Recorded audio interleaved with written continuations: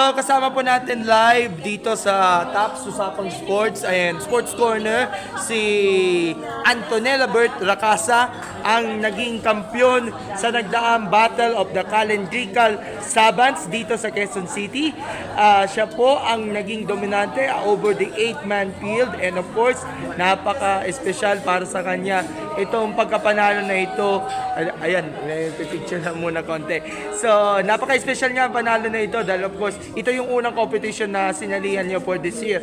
So, Bert, bumati ka naman sa ating mga followers sa Tops at sa Sports Corner. Well, hello po everyone in Tops and Sports Corner. I am very honored to be here. Thank you for having me. Okay, Bert, first of all, kamusta ang experience na sumabak dito sa unang edisyon ng Battle of the Calendrical Savants ngayong apong ito? Super thrilling po talaga. I really didn't expect it. The points were super close and I'm very grateful and honored to have won champion in this historical event.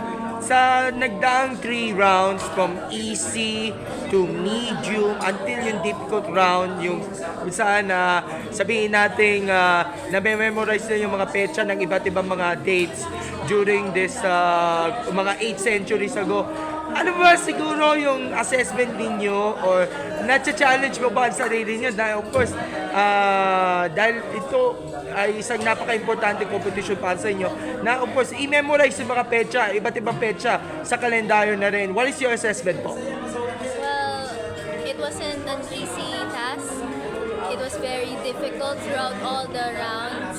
But I think from my practice to here, I did well.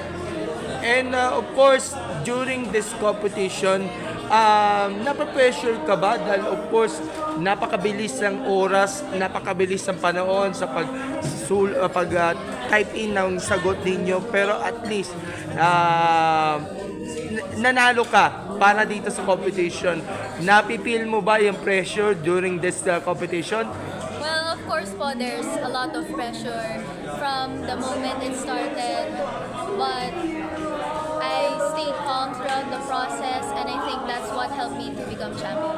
And Bert, with this championship trophy na napalanunan nyo during this competition, sabihin natin, pag sinabing titleist ka, champion ka, meron si amount ng pressure galing sa iba pa mga competitors dahil may plano ata yung dad ninyo na si Sir Roberto na gawin na lang international, i-invite nila yung mga international players na maglaro nga dito sa competition. So, para dito sa susunod na edition nitong Battle of the Calendrical Savants, mas lalo kayong anda, mas lalo kayong preparado, lalo na dedepensahan mo yung titulo ninyo para dito sa competition.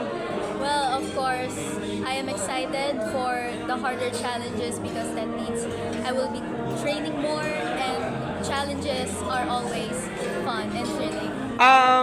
How about dito sa inyong inspiration, yung mom, and of course yung organizer, yung dad ninyo, natutuwa ka ba dun sa mga words of wisdom na binibigay sa inyo ng inyong parents upang mas lalo ka pang maasa sa iba't ibang memory sports, and especially sa chess kung saan ikaw ikabilang din? Na-inspire ka ba of course sa support ng mga pamilya mo, pamangkin, mga relatives ninyo, and of course yung mga fans ninyo syempre? Well, of course, I wouldn't be here without my parents. So, all to them, I am very thankful kasi pag hindi po sa kanila, then hindi po ako mananalo dito. Yung supportiveness nila, yung everything. And of course, I thank God for this historic achievement. Bert, anong latest update na yon sa inyong chess career? Meron kayong mga sasalihan ng mga competitions locally and internationally na nakalinya po you sa chess and even sa memory sports afterwards? Well, for chess, of course, may mga nakalinya po sa akin na mga tournaments in May and June. So hopefully I will also perform well there, and of course sa memory, I'm planning to join sa December sa Vietnam, the World Memory Championships.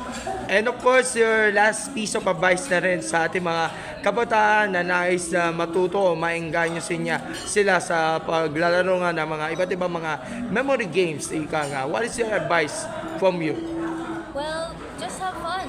Because pag hindi ka natutuwa sa ginagawa mo, then why are you even playing the sport anyway? Sports are meant to invoke joy in you.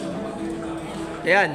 Bert, your pasasalamat, shoutouts na lang sa lahat ng mga supporters ninyo and of course sa lahat ng mga nandito na yun dito sa ating Battle of the Calendrical Sabans na yun kung saan ikaw ay nag-champion. Please go ahead. Well, of course, yun nga po, as I mentioned, I thank my parents, I thank God, my school for the support, and to all my supporters and fans, thank you so much. I wouldn't be here without all of you. Alright, again, congratulations on your title-dominating victory dito sa Calendrical Sabans competition and we look forward for more impressive finishes in the different competitions locally and internationally. Again, thank you and congratulations po. More power and God bless. Thank you so much po, God bless. Thank you po. Salamat. Okay. So